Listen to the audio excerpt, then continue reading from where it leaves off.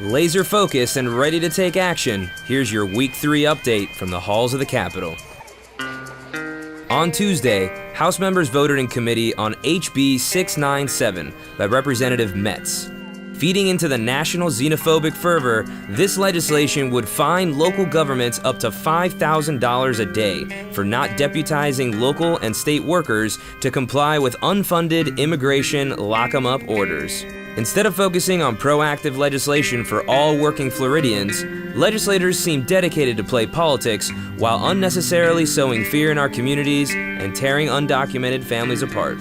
Everybody working for the public sector will now be de facto ICE agents. And this is essentially work for which they are not trained, they are not paid, and quite frankly, they don't want to do. It is the same story as any immigrant that comes to this country. We all come here to work, to make our families better, to improve the lives of people. That is what we do. We are not criminals. We do abide by the law. We pay taxes. And we have become part of the economic spine of this nation. We contribute way more than what we, as some people may say, take away. I understand the rationale for the fear, maybe, for putting forward these bills, but I am here to tell you that it is really misguided. After strong dissent from Democratic members, the bill passed committee on a party line vote.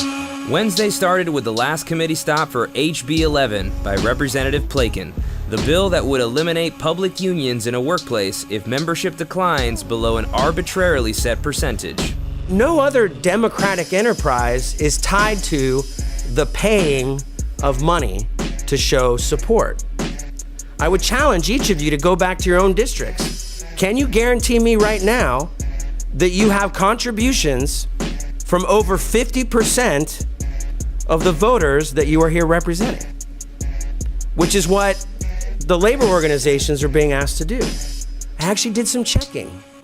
And if you look at census data and you look at the average vote number that most of our legislators get, it's getting close to those single-digit percentages. And yet this one group of organizations is being held to a higher standard than the people that are making this decision here today. Public testimony got heated as dozens of union members, students, and community partners packed the committee to voice their strong opposition against this union-busting bill. Waving in opposition, waving in opposition, waving in opposition, waving in opposition, waving in opposition. We had 3 people waving in support. We had 54 that I counted waving in opposition. Wave in opposition. If this applied to you, if you could not, all of you together in the entirety of the body, come up with 50% donations, the House of Representatives would be decertified every year, and then you would have to come back for support again and again and again to see if we even want you back. Some of y'all have some good questions. It didn't cut it, and that's not my opinion. You did not defeat the 2 prior speakers that answered your questions. Some legislators stood on the side of workers and called out HB 11 for what it is. This bill is about union busting, plain and simple. Union busting hurts workers, union busting hurts teachers, and union busting hurts our children, and that's why I will be voting no. As a firefighter and as a member of a labor organization have paid dues since day one of being hired, I can't in good conscience say that this doesn't take away so much time from so much good things that labor organizations do. This bad bill passed its final committee stop and now heads to the House floor. Attacks on workers weren't done just yet on Wednesday, as SB 534 by Senator Perry was also up for a vote in committee. This bill would eliminate local living wage laws and prohibit local governments from passing worker-friendly ordinances in their communities on public works projects. Backed by big contractors and building corporations, if passed, this bill would amount to a pay cut for thousands of workers across the state. This is a push business, a push business. Push and drive. After some behind-the-scenes vote whipping, SB 534 squeaked through its committee by only 1 vote.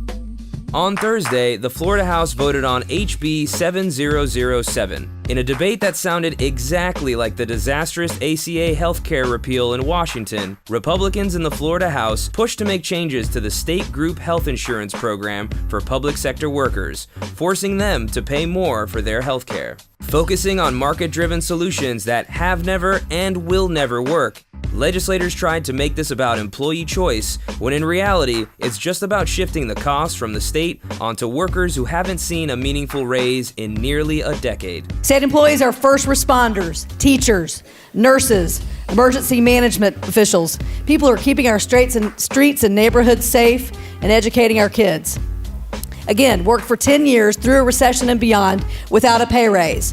Not great for sure, but it's bearable because of the security and the predictability of the state group insurance program. Now let me paint a picture for you. These are real people that are actually in this room right now, that are up here on this rostrum, that open the doors to this capital, that keep this capital safe, that work all over this state. They have not received a pay increase in 8 years.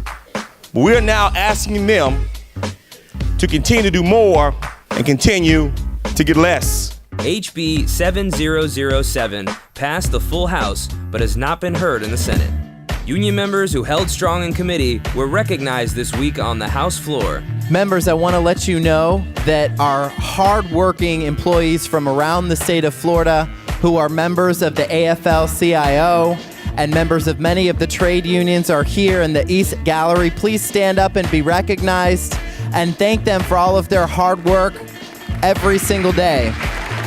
After a tough week, union members from across the state spoke about their experiences. It's very important to come to Tallahassee to lobby.